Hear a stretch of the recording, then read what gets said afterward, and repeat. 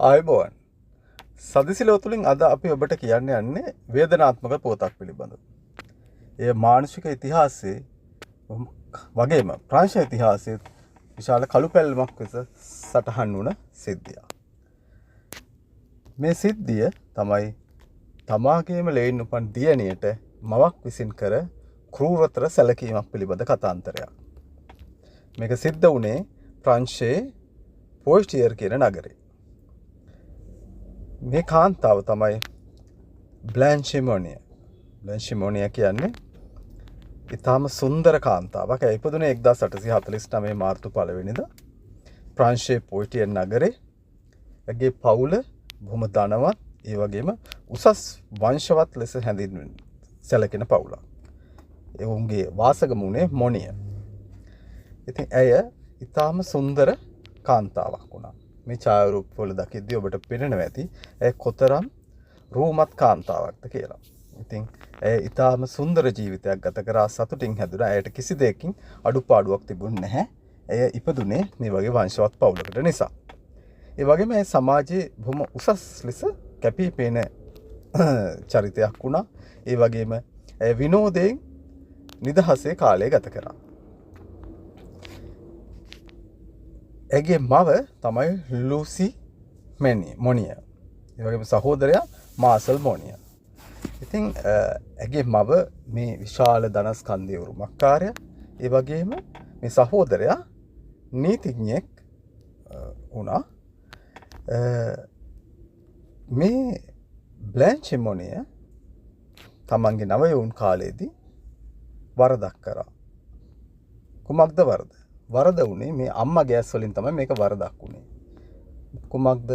ඇය ආදරය කරා යම් කිසි තරුණයෙකුට ඔහු වංශවත් හෝ ධනවත් අයෙක් වුණේ නැහැ. ඔහු සාමාන්‍ය නීතිඥයෙක්. ඉතින් මේ ආදරයට මේ අම්මත් සහෝදරයත් දැඩි ලෙස විරුද්ධ වුණා. ඔවුන්ගේ එකම බලාපොරොත්තු වුණේ තමන්ගේ තරමට ගැළපෙන තමන් වගේම වංශවත් ධනවත් පවුලක සමාජිකයෙක් විසින් ඇයව විවාහපත් කරගන්නවට. මේක හැමදාම ලෝකයේ පවතින තත්ත්වයක්. ඉතින් මේ කාරණය දැනගත්තට පස්සේ ඔවුන්ට තේරුණා මේ තරුණිය බ්ලැන්චි මේ සම්බන්ධය නවත්තන්නේ නැහැ කියලා. මුලින් ඇය මේක ප්‍රතික්ෂේප කරා මේ සම්බන්ධය නවත්තන්න. මේ ප්‍රතික්ෂේප කිරීමත් එක්ක මේ මව කරේ අහස පුලවන උහුලන ක්‍රියාවක්. ඇය මේ කාන්තාව මේ සුන්දර තරුණියව සිරගත කරා. ඇගේම නිවසේ ඉහළ මාලේ පොඩි කාමරයක, ජනේලයක්වත් නැති කාමරයක සිර කරා. මේ කාමරයට හිරු එළිය එන්නෙත් නැහැ, පිරිසිදු වාතය ඇතුල් වෙන්නෙත් නැහැ. මේ විදියට අවුරුදු 25ක්, පොඩි කාලයක් නෙමෙයි, අවුරුදු 25ක් බ්ලැන්චි මොනිය මේ කාමරේ සිර වෙලා ජීවත් වුණා. ඇයට ඊටාම කුඩා ආහාර ප්‍රමාණයක් දිනකට ලැබුණා. කාමරේ කිසිව විටක පිරිසිදු කරේ නැහැ. ඇය වැටිලා හිටියේ තමන්ම පිට කරන අපද්‍රව්‍ය අතර ඇය වැටිලා හිටියා. මේ අඳුරත් නිහඬතාවෙත් ගිල්ලා ජීවත් වුණා. ඉතින් මේ ඇයට මොකද වුනේ කියලා මේ බ්ලාන්චි ගැන විමසන ඥාතීන්ටත් මිත්‍රයින්ටත් ඇය පැවසුවේ, ඒ මව පවසනවා ඇය එංගලන්තයට ගිහිල්ලා කියලා. ඉතින් ඒ වුණත් සත්‍ය වුණේ ඇගේම නිවස තුළ ඇය සිරකාරියක් විදියට හෙමින් මිය දෙමින් සිටියා. මේ පවුල විසින් සූක්ෂම මුළු ලෝකෙම වසන් කරගෙන හිටියා.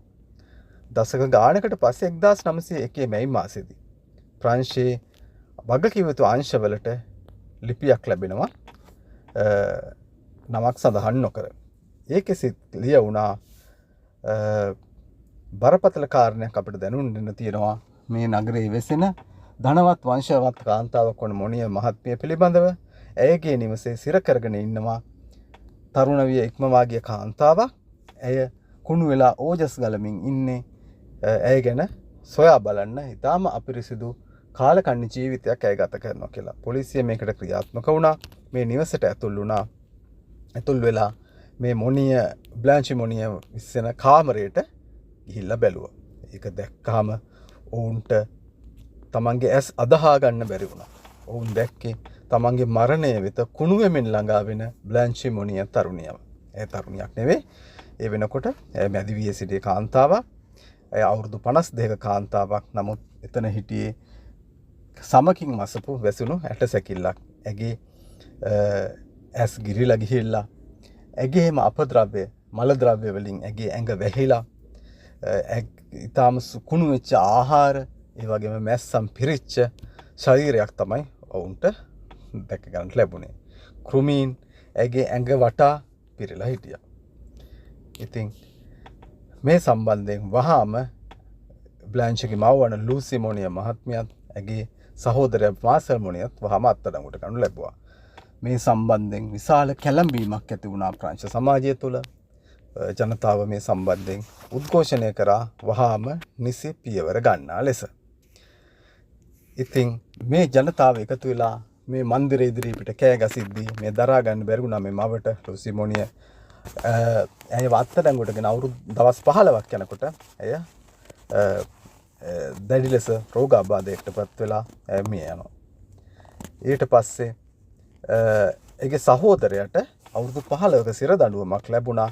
ඒ නමුත් නීතිඥයන්ගේ තර්කය වුණේ මේ මව බොහොම බලවත් කාන්තාවක්. ඇගේ තීරණ වෙනස් කිරීමට මේ සහෝදරයට හැකියාව තිබුණේ නැහැ කියලා ඒ මත ඇයව නිදහස් වුණා. මේ කාන්තාව ඒ කියන්නේ බ්ලැන්චි මොනිය තමන්ගේ ජීවිතය ගලවා ගත්ත අවුරුදු 25කට පස්සේ ඇයව රෝහල් ගත කරනවා. නමුත් අර පැරණි සුන්දර බ්ලැන්චි මොනිය කවදාවත් මේ ජීවිතයට පැමිණෙන්නේ නැහැ.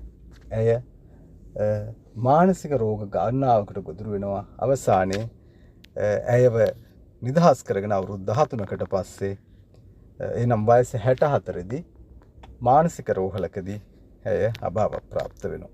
ඉතින් මේ බ්ලැන්චි මොනියගේ කතාව ලෝක ඉතිහාසයේ ඉතාම කුරිරු පීඩණයට මිනිස්සුන්ව ලක් කරපු කතාන්තරයක් ලෙස අදටත් පැවසෙනවා.